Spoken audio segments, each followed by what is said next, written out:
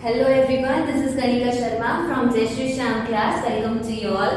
तो last class में हम लोगों ने पढ़ा था ओम्स लॉ के बारे में, ठीक है। तो और रेजिस्टेंस पढ़ लिया था। आज हम लोग पढ़ेंगे क्या, रियोस्टेट। तो देखो बच्चों, रियोस्टेट क्या होता है, एक इलेक्ट्रॉनिक डिवाइस है। क्या है ये, एक इलेक्ट्रॉनिक डिवाइस है जो क्या काम आता है, which is use to control current, ठीक है, बाय वेरिंग द रेजिस्टेंस। इसी को हम क्या बोलते हैं, रियोस्टेट। यानी कि करंट को क्या करता है, ये कंट्रोल करता है। कैसे, रेजिस्टेंस को चेंज कर करके, ठीक है। तो लिखो, it is an electronic device. It is an electronic device which is used to control,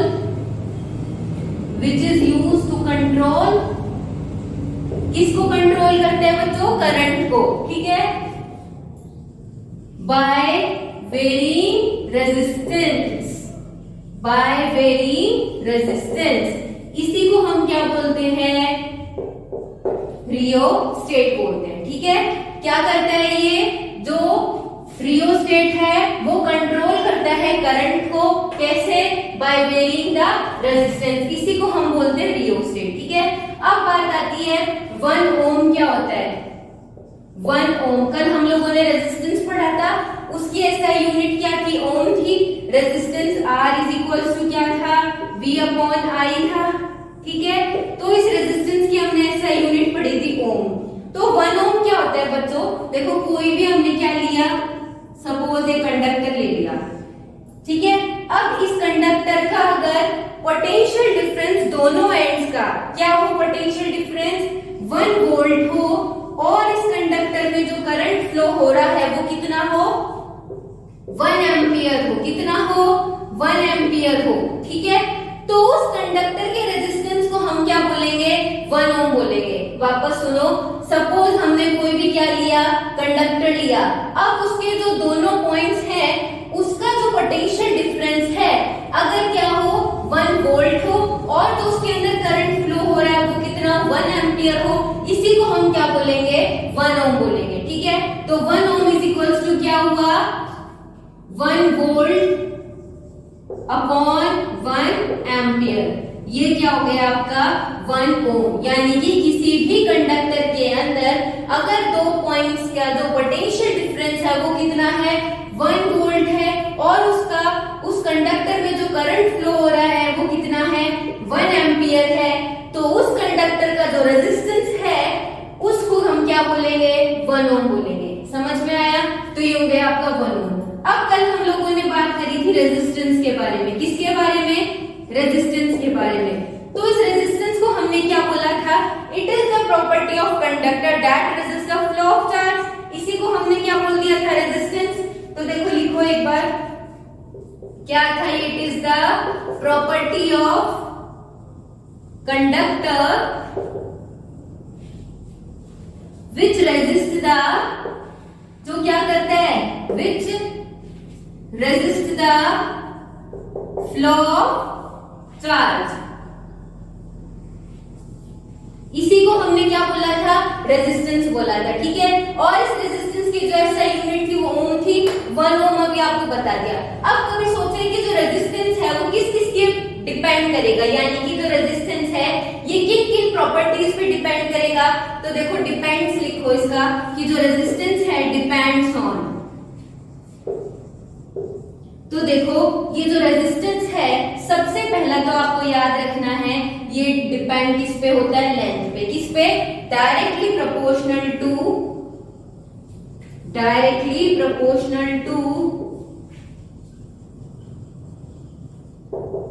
it's length. समझ में आया कि जो रेजिस्टेंस है वो डायरेक्टली किसके ऊपर डिपेंड है, directly proportional to its length. अब दूसरा क्या है, इनवर्सली प्रोपोर्शनल।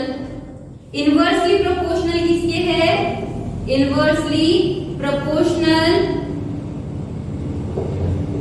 टू इट्स, किस पे, क्रॉस सेक्शनल एरिया पे। किस पे, क्रॉस सेक्शनल एरिया।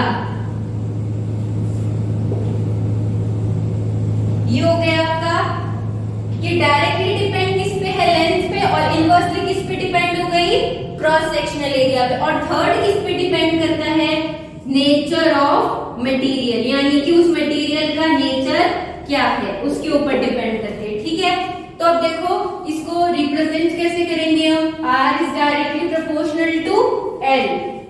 क्या लिखेंगे, R is directly proportional to L। इसको ये फर्स्ट वाला है ना आपका directly proportional to its length, इसी को हमने लिखा R is directly proportional to L। Next क्या है आपका, inversely proportional to its cross sectional area, तो हम क्या लिखेंगे, R is inversely proportional to cross sectional area. कुछ दिक्कत है नहीं।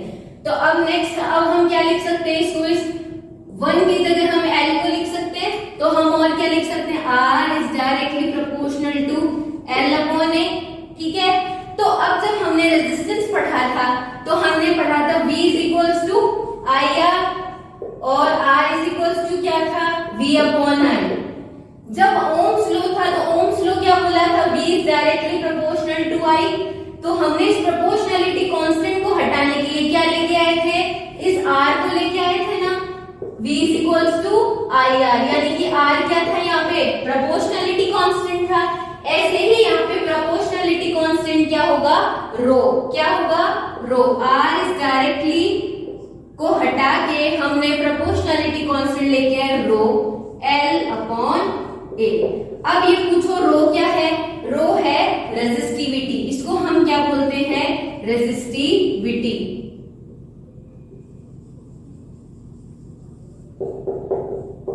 अब ये रेजिस्टिविटी हो गई, तो अब इस रेजिस्टिविटी के बारे में पढ़ते हैं कि रेजिस्टिविटी क्या होती है ना। तो देखो एक सपोज क्वेश्चन है कि ना आयरन है उसका रेजिस्टेंस क्या होता है, ज्यादा होता है, और जो सिल्वर है उसका रेजिस्टेंस क्या होता है बच्चों, कम है। तो देखो इस क्वेश्चन का आंसर क्या होगा, फिर क्वेश्चन क्या है, silver has less resistance whereas iron का क्या है, रेजिस्टेंस ज्यादा है, whereas iron has more resistance.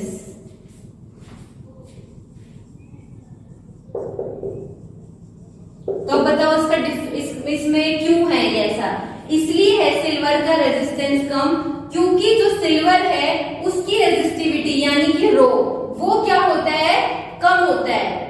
क्या होगा इसका answer, silver has less resistivity. कैसी रेजिस्टिविटी, लेस रेजिस्टिविटी।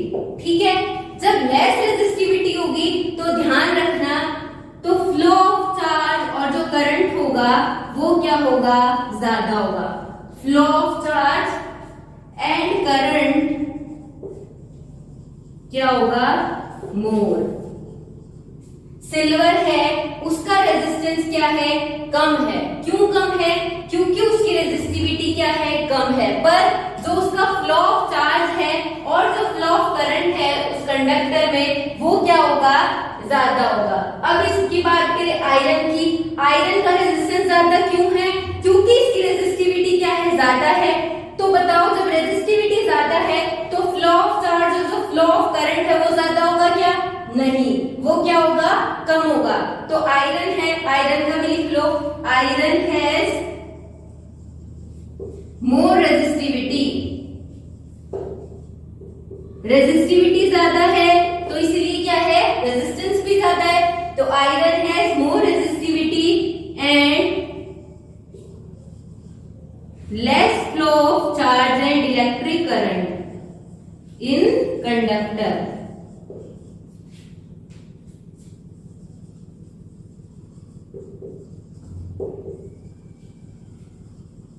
तो समझ में आया ये वाला क्वेश्चन। इस क्वेश्चन में क्या बोला कि सिल्वर है उसकी रेजिस्टेंस कम है और आयरन की रेजिस्टेंस ज्यादा है, क्यों? तो इसका रीजन ये है क्योंकि सिल्वर की जो रेजिस्टिविटी है वो क्या होती है, कम होती है, और जो फ्लो ऑफ चार्ज है और करंट का फ्लो क्या होगा, किसी भी कंडक्टर में क्या होगा, ज्यादा होगा। अब बात करें आयरन है, उसकी रेजिस्टेंस क्या होती है, ज्यादा है। क्यों है? क्योंकि आयरन का जो रेजिस्टिविटी है वो ज्यादा है और फ्लो ऑफ चार्ज और जो करंट है वो क्या हो जाएगा, कम हो जाएगा। ठीक है, अब नेक्स्ट हेडिंग डालो रेजिस्टिविटी। एक चीज और ध्यान रखना, जो एलॉयज होते हैं ना आपके, एलॉयज या नॉन मेटल्स, क्या बोली मैं, एलॉयज या फिर नॉन मेटल्स, इनकी जो रेजिस्टिविटी होती है वो ध्यान रखना, इनकी रेजिस्टिविटी क्या होती है, ज्यादा होती है। इनकी रेजिस्टिविटी क्या होती है बच्चों, ज्यादा होती है। अब ज्यादा है तो इसका मतलब क्या है कि जो फ्लो ऑफ चार्ज और जो करंट है कंडक्टर में वो ज्यादा होगा या कम होगा, कम होगा। And less flow of charge and current. समझ में आया कि जो एलॉय और जो नॉन मेटल्स होते हैं उनकी रेजिस्टिविटी क्या होती है, ज्यादा होती है। रेजिस्टिविटी ज्यादा है तो इसका मतलब फ्लो ऑफ चार्ज और जो करंट का जो फ्लो है कंडक्टर में वो क्या हो जाएगा, कम हो जाएगा। ठीक है, अब नेक्स्ट हेडिंग डालो रेजिस्टिविटी।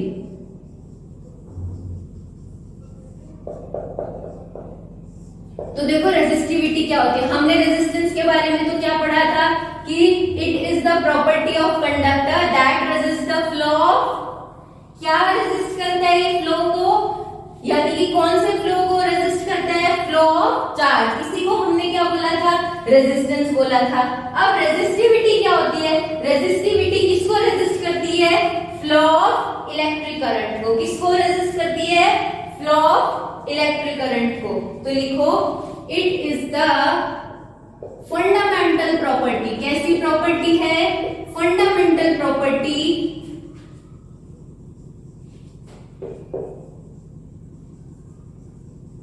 ऑफ कंडक्टर, जो क्या करती है, that resist the flow of, that resist the flow of electric current. इसी को हम क्या बोलते हैं, रेजिस्टिविटी। ठीक है, अब ये जो रेजिस्टिविटी है मैंने बताया था किससे रिप्रेजेंट किया जाता है, इसको रो से हम रिप्रेजेंट करते हैं। किसको, इस रेजिस्टिविटी को। ठीक है, अब जब रेजिस्टिविटी को हम रो से क्या करते हैं, रिप्रेजेंट करते हैं, तो देखो R इज इक्वल्स टू क्या था, क्या था, R is equals to V upon I। ठीक है, और जो रेजिस्टेंस है वो किस पे डिपेंड कर रहा था, R is directly proportional to L पे। ठीक है, और R इज इनवर्सली प्रोपोर्शनल किसके था, एरिया के। फिर हमने क्या लिखा, R is directly proportional to L and inversely proportional to A। अब इस प्रोपोर्शनलिटी कांस्टेंट को हटाने के लिए हमने क्या लिखा, रो L अपॉन A। तो इस रो को जब हम बाहर लेके आएंगे तो क्या हो जाएगा, rho is equals to RA upon L। तो ये जो रो है, ये रो इज इक्वल्स टू क्या हो जाएगा, RA अपॉन L। क्या हो जाएगा, RA अपॉन L। समझ में आई, ये तो रेजिस्टिविटी हो गई। अब हम इस रेजिस्टिविटी की बात करें तो इसकी जो SI यूनिट है वो क्या होगी, वो होगी ओम मीटर। क्या होगी, ओम मीटर। किसकी, इस रेजिस्टिविटी की SI यूनिट। ठीक है, और रेजिस्टेंस की SI यूनिट क्या थी, ओम थी। ठीक है, अब इसकी कुछ प्रॉपर्टी बात कर लेते हैं। जो रेजिस्टिविटी होता है उसकी प्रॉपर्टी है, first of all it is constant. क्या है ये, कांस्टेंट है। दूसरा कि जो इसकी रेजिस्टिविटी की जो रेंज होती है, इस रेजिस्टिविटी की जो रेंज होती है किसके अंदर, नॉन मेटल्स के अंदर, वो क्या होती है, range of resistivity in non metals. क्या होती है, क्या होती है बताओ, नॉन मेटल्स के अंदर जो रेजिस्टिविटी है उसकी रेंज क्या होती है, उसकी रेंज क्या होती है बताओ। नॉन मेटल में क्या इलेक्ट्रिक करंट है वो फ्लो करता है क्या, नॉन मेटल है उसके अंदर क्या इलेक्ट्रिक करंट फ्लो करता है क्या, बताओ करता है क्या, नहीं करता। तो इसका मतलब क्या है, नॉन मेटल के अंदर क्या हो जाएगी इसकी 10 raise to power 12 to 10 raise to power 70 ohm. समझ में आया, ओम मीटर। ये क्या होगा इसकी रेजिस्टिविटी, किसमें, नॉन मेटल्स में। ठीक है, अब बात हम करें range of resistivity in metals, या फिर हम बोल सकते हैं एलॉयज। तो बताओ इसके अंदर तो क्या होगा, इलेक्ट्रिक करंट फ्लो होगा। जब इलेक्ट्रिक करंट फ्लो होगा तो इसकी रेंज बताओ कितनी होगी, इसकी रेंज होगी 10 raise to power -8 to 10 raise to power -6 ohm metre. समझ में आई ये बात कि रेंज है रेजिस्टिविटी की नॉन मेटल्स में तो है इतनी, ठीक है, और जो रेंज है रेजिस्टिविटी की मेटल्स में एलॉय में वो हो गई इतनी। समझ में आया। अब बात हम करेंगे कि देखो जो कॉपर होता है और जो एल्यूमिनियम है, कॉपर एंड एल्यूमिनियम, तो ध्यान रखना कि जो कॉपर एंड एल्यूमिनियम है वो यूज होते हैं इलेक्ट्रिक ट्रांसमिशन में। किसमें यूज होते हैं, इलेक्ट्रिक ट्रांसमिशन में। और इस इलेक्ट्रिक ट्रांसमिशन में यूज क्यों होते हैं, what is the reason behind this, क्या रीजन है इस इलेक्ट्रिक ट्रांसमिशन का। जो कॉपर है और जो एल्यूमिनियम है वो इलेक्ट्रिक ट्रांसमिशन में क्यों यूज होता है, वो इसलिए यूज होता है क्योंकि इसकी जो रेजिस्टिविटी होती है वो कैसी होती है, लो रेजिस्टिविटी। कैसी रेजिस्टिविटी, लो। इसलिए जो कॉपर और जो एल्यूमिनियम है वो इलेक्ट्रिक ट्रांसमिशन में क्या होता है, यूज होता है, क्योंकि उसकी जो रेजिस्टिविटी होती है वो कैसी होती है, कम होती है। अब बात हम करें कि जो एलॉयज होते हैं, क्या होते हैं, एलॉयज। एलॉयज क्या होता है, होमोजेनस मिक्सचर होता है। तो जो एलॉयज होते हैं वो इलेक्ट्रिक हीटिंग डिवाइस में काम आते हैं। किसमें, इलेक्ट्रिक हीटिंग डिवाइस में। क्यों काम आते हैं, क्योंकि इनका जो रेजिस्टिविटी होता है वो क्या होता है, ज्यादा होता है। क्या होता है, रेजिस्टिविटी क्या होता है इनके अंदर, ज्यादा होता है।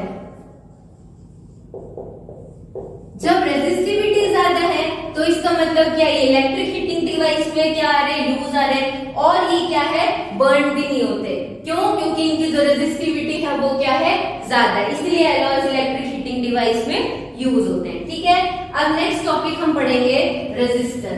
क्या पढ़ेंगे, रेजिस्टर।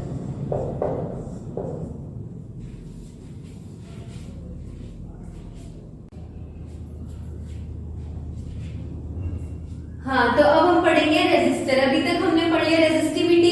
तो ये रेजिस्टर क्या होता है, देखो, anything that electricity can't travel through easily, यानी कि जिसके अंदर क्या है, इलेक्ट्रिसिटी आसानी से क्या नहीं करे, फ्लो नहीं करे, इसी को हम क्या बोलते हैं, रेजिस्टर। यानी कि हर एक कंडक्टर के अंदर रेजिस्टर तो जरूर प्रेजेंट होता है, जो क्या करता है, करंट को आसानी से क्या नहीं होने देगा, फ्लो नहीं होने देगा इजीली, इसी को, या फिर ट्रेवल नहीं होने देगा आसानी से, इसी को हम क्या बोलते हैं, रेजिस्टर। ठीक है, अब इस रेजिस्टर के एग्जांपल देखो, जैसे कि फैन, बल्ब और टीवी। यानी कि मैंने क्या बोला, हर कंडक्टर के अंदर रेजिस्टर प्रेजेंट होता है। क्यों, क्योंकि क्या काम करता है कि करंट को आसानी से, इलेक्ट्रिसिटी है इसको क्या नहीं होने देता, ट्रेवल नहीं होने देता इजीली, इसी को हम क्या बोलते हैं, रेजिस्टर बोलते हैं। अब नेक्स्ट क्वेश्चन आपके एनसीईआरटी में दिया हुआ है, how much energy is given to each coulomb of charge passing through a 6 volt battery. ठीक है, तो इस क्वेश्चन में देखो इसने क्या बोला है, एनर्जी बतानी है। तो अब देखो इसमें कैसे सॉल्व करेंगे अपन इसको, एनर्जी गिवन बाय बैटरी। तो देखो क्या फॉर्मूला लगाएंगे हम, चार्ज इनटू पोटेंशियल डिफरेंस।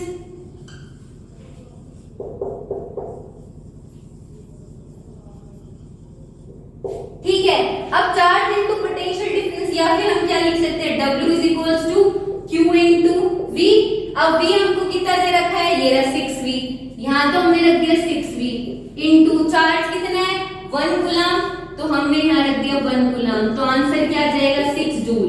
ये जूल क्यों, क्योंकि हमें क्या बताना है बच्चों, वर्क बताना है, ठीक है। तो W is equals to Q into V हो गया, 1 कूलम चार्ज का बताना था, 6 वोल्ट क्या दे रखे बैटरी, और आंसर आ गया 6 जूल, ठीक है।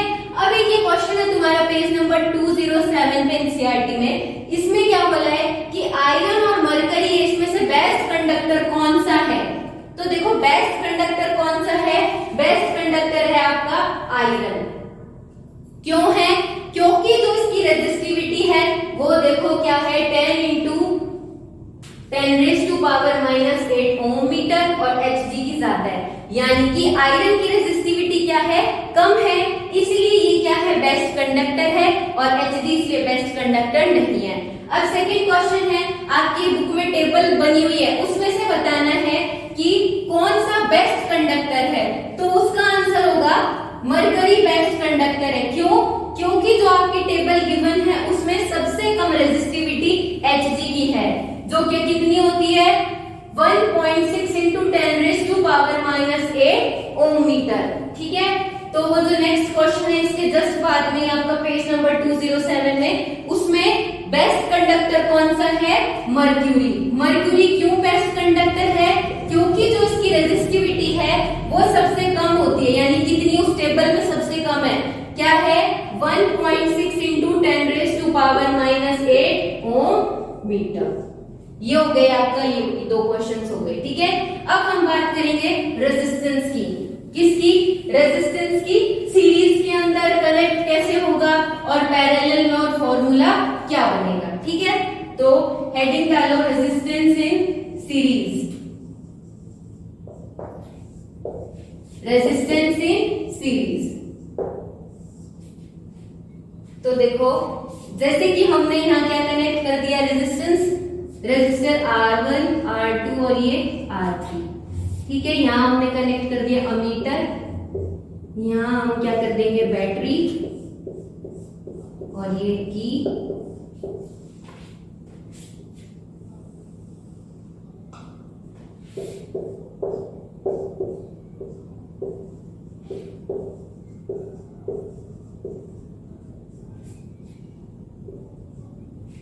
देखो अब सपोज ये क्या है आपके तीन रेजिस्टेंस क्या कर दिए इसमें कनेक्ट कर दिए, ठीक है। और जो करंट है वो प्लस से किधर यानी हाई पोटेंशियल से लो पोटेंशियल में फ्लो होता है, ठीक है।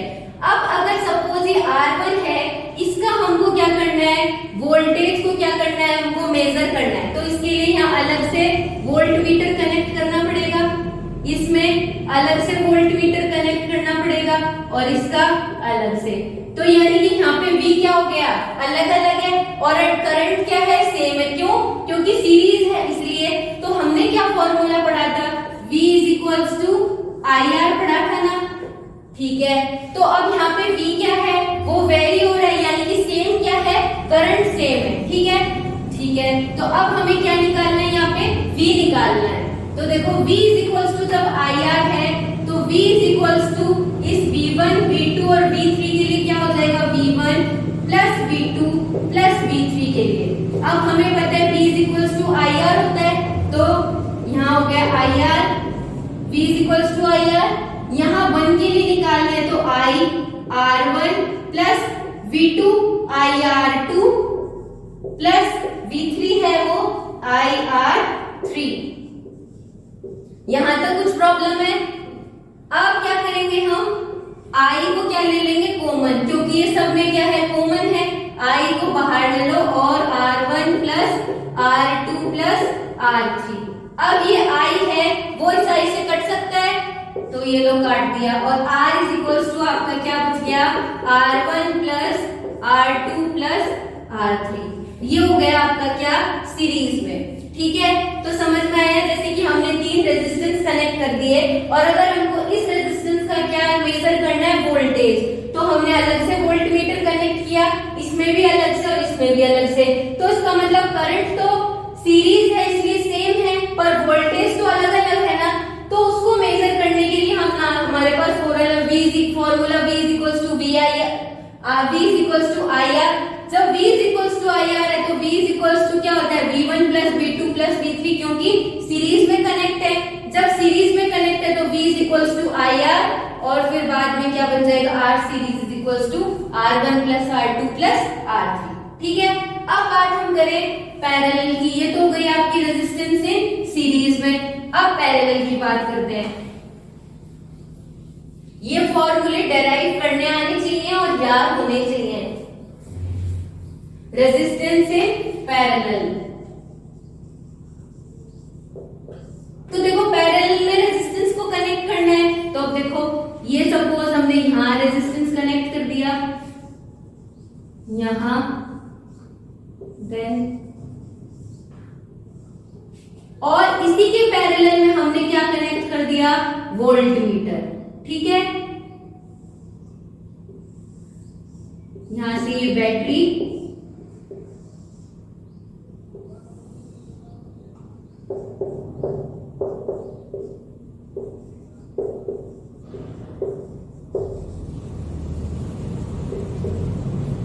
अब बताओ यहाँ पे जो रेजिस्टेंस है उसमें क्या वोल्टेज डिफर कर रहा है क्या, नहीं। क्यों? क्योंकि वोल्टेज तो इनके पैरेलल में लगे, इसलिए इन सब में R1 में, R2 में, R3 में जो वोल्टेज है, वो वोल्ट है, वो तो क्या रहेगा, सेम रहेगा। पर बताओ क्या करंट अलग अलग होगा या सेम रहेगा? सपोज I है, वो इस R1 में गया, देन R2 में, देन R3 में, तो क्या करंट भी सेम रहेगा क्या? नहीं। यहाँ पे क्या सेम है, V सेम है, बल्कि I क्या है, डिफरेंट है। क्यों? क्योंकि जो रेजिस्टेंस है ये किस में कनेक्ट है, पैरेलल में कनेक्ट है। ठीक है, तो हमें पता है क्या, V इक्वल्स टू क्या पढ़ा था, IR। I यहाँ पे क्या है, अलग अलग है, और V क्या है यहाँ पे, सेम है। तो I जब अलग अलग है तो I इज इक्वल्स टू क्या पढ़ा हमने, V अपॉन R। ठीक है, और I इज इक्वल्स टू क्या होता है, I1 plus I2 plus I3। ठीक है, और I इज इक्वल्स टू क्या है, V अपॉन R, तो V upon R is equals to V upon R1 plus V upon R2 plus V upon R3। कुछ दिक्कत? अब बात हम करेंगे कि V तो हम क्या ले लेंगे, common, 1 upon R1 plus 1 upon R2 plus 1 upon R3 और V अपॉन R। इस V से ये V कैंसिल, तो क्या बच जाएगा हमारे पास, 1 upon R is equals to 1 upon R1 plus 1 upon R2 plus 1 upon R3। ये क्या हो गया हमारा रेजिस्टेंस इन पैरेलल। क्यों? क्योंकि करंट के R1, R2, R3 में क्या है, अलग अलग है, और वो V क्या है आपका वोल्ट, वो क्या है, सेम है। ठीक है, अब इसका एग्जाम्पल, किसका, इस पैरेलल कॉम्बिनेशन का एग्जाम्पल, जैसे कि आपके घरों में जो लाइट सप्लाई होती है वो पैरेलल में कनेक्ट है। अगर सीरीज में कनेक्ट होती तो आप स्विच ऑन कर रहे हो तो पूरे घर की लाइट ऑन हो जाती है ना। तो क्या है, जो अपने घर की जो इलेक्ट्रिक सप्लाई है वो पैरेलल में कनेक्ट होती है। आप एक रूम में लाइट ऑन करते हो तो वहीं की तो ऑन होती है, ऐसा थोड़ी पूरे घर की ऑन हो जाती है, नहीं ना। और जो सीरीज है उसका बेस्ट एग्जांपल, जैसे कि आप दिवाली पे लाइटिंग करते हो घर पे, तो लाइटिंग क्या है, वो छोटे छोटे बल्ब उसमें प्रेजेंट है, छोटी छोटी लाइट्स, तो क्या है जब आप ऑन करते हो तो सारी वो एक साथ ऑन हो जाती है। इसका मतलब वो तो एग्जांपल किसका हो गया, सीरीज का। और जो आपके घरों में जो सप्लाई आ रही है इलेक्ट्रिसिटी की, वो किसका एग्जांपल है, आपका पैरेलल का। ठीक है, तो अब बात करें रेजिस्टेंस इन सीरीज और रेजिस्टेंस इन पैरेलल का, हमको क्या फॉर्मूला याद रखना है, रेजिस्टेंस इन सीरीज। सीरीज का तो हमको क्या याद रखना है, जैसे कि रेजिस्टेंस यहां कनेक्ट किया, देन ये सीरीज में हो गया, इसका फॉर्मूला तो क्या याद रखना है, R is equals to R1 plus R2 plus R3। ठीक है, और अगर रेजिस्टेंस किस में बोल दें आपको, पैरेलल में, रेजिस्टेंस इन पैरेलल, तो क्या हो जाएगा, 1 upon R is equals to 1 upon R1 plus 1 upon R2 plus 1 upon R3। ठीक है, और इसमें कैसे कनेक्ट हो जाएगा,